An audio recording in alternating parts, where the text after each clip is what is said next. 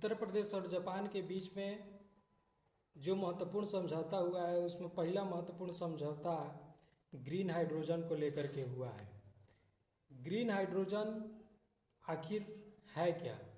उत्तर प्रदेश में योगी आदित्यनाथ और जापान के कारोबारियों के द्वारा 3,191 करोड़ का जो समझौता हुआ है उसमें 3,191 करोड़ रुपए का प्रोजेक्ट जापान उत्तर प्रदेश में लगाने जा रही है यमुना एक्सप्रेसवे के किनारे। उसमें स्कॉट्स कुबोटा और मिंड्रा कॉरपोरेशन के मिलकर के दोनों 3,191 करोड़ का प्रोजेक्ट शुरू होने जा रहा है। इसमें पहला जो प्रोजेक्ट की बात की गई है उसमें ग्रीन हाइड्रोजन को लेकर के बात किया गया है। अभी उत्तर प्रदेश हो या भारत हो जिसमें डीजल और पेट्रोल से चलने वाली गाड़ियां हैं, तमाम तरीके की प्रदूषण फैलाने का काम करती है। लेकिन ग्रीन हाइड्रोजन की जो टेक्नोलॉजी जापान के पास में है उस टेक्नोलॉजी को उत्तर प्रदेश लेकर के और यहाँ के वातावरण को सुरक्षित बनाने का काम करेगी। वो किस तरीके से होगा हम बता रहे हैं। सभी लोग जानते हैं हाइड्रोजन एक गैस होता है और यह ऊर्जा के रूप में इसका इस्तेमाल किया जाता है। जो ग्रीन हाइड्रोजन गैस होता है, जो ग्रीन हाइड्रोजन होता है वो बनता कैसे है? जैसे मान लीजिए कि सौर ऊर्जा से बिजली बन जाती है, धूप निकलता है सोलर पैनल के माध्यम से वो बिजली बनने का काम होता है, या पानी से भी बिजली बन जाता है।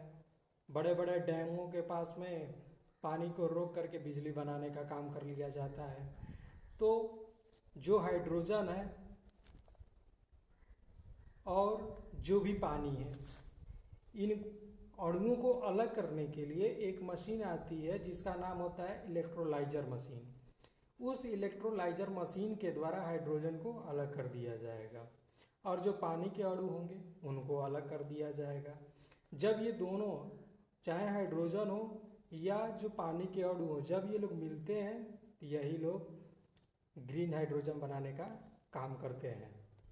जब यही बिजली सौर ऊर्जा से आती है, पवन ऊर्जा से आती है, चाहे जल विद्युत ऊर्जा से आती है, जो जल विद्युत ऊर्जा जैसे नवीकरणीय ऊर्जा से जो आती है, तो इससे बनने वाला जो भी हाइड्रोजन है उसी को हम ग्रीन हाइड्रोजन बोलते हैं। आखिरकार इसको ग्रीन क्यों कहा जाता है? क्योंकि ये सुरक्षित और स्वच्छ होता है, वातावरण प्रदूषित होने से बचाता है, वातावरण साफ सुथरा होता है। अभी फिलहाल गाड़ियों को अगर देखा जाए तो वो प्रदूषण धुआं छोड़ने का काम करती है, लेकिन जब यह जापान की टेक्नोलॉजी उत्तर प्रदेश में अगर आ जाती है तो उत्तर प्रदेश में यह टेक्नोलॉजी पूरे तरीके से अच्छे मुहिम के साथ काम करेगी और यहाँ के वातावरण को साफ सुथरा रखने में मदद मिलेगा। जापान इस टेक्नोलॉजी में ग्रीन हाइड्रोजन के मामले में बहुत ही आगे है। जैसे जो सूरज की ऊर्जा होती है वो बिजली, सूरज की जो ऊर्जा होती है उससे बिजली बन जाता है, पानी से हाइड्रोजन ऊर्जा भी बन जाता है। इन्हीं सब चीज़ों को ध्यान में रखते हुए इससे स्वच्छ एनर्जी के रूप में देखा जा रहा है, जो कि उत्तर प्रदेश में आने वाले समयों में ये ईंधन के रूप में तमाम तरीके के प्रोजेक्ट के रूप में काम करेगा। इसका इस्तेमाल हम लोग कहाँ कहाँ कर सकते हैं, किन क्षेत्रों में कर सकते हैं? इसका इस्तेमाल हम बड़े बड़े स्टील प्लांटों में कर सकते हैं जहाँ की बहुत ही ज़्यादा बिजली की खपत होती है, बहुत ही ज़्यादा वहाँ एनर्जी, और उससे जो भी धुआं निकलता है वो प्रदूषित होता है। वहाँ पे इस प्रोजेक्ट को, ग्रीन हाइड्रोजन को हम ला करके और उस एरिया को प्रदूषित होने से बचा सकते हैं। अमोनिया के उर्वरक बनाने में भी इस प्रोजेक्ट को ला करके और हम इस्तेमाल कर सकते हैं। गाड़ियों में भी, जो कि गाड़ियों में डीजल और पेट्रोल, सीएनजी इत्यादि चीज़ों से जो भी प्रदूषण फैलता है, ग्रीन हाइड्रोजन के आ जाने से ये प्रदूषण नहीं फैलेगा और यहाँ का जो भी वातावरण होगा स्वच्छ, साफ, सुंदर हो जाएगा। ये भारत और जापान के बीच में जो भी उत्तर प्रदेश में समझौता हुआ है उसमें ये बहुत ही महत्वपूर्ण और अच्छा समझौता हुआ है। साथ ही जहाज़ों के ईंधन में भी इसका यूज होगा, जो बहुत ही बड़ा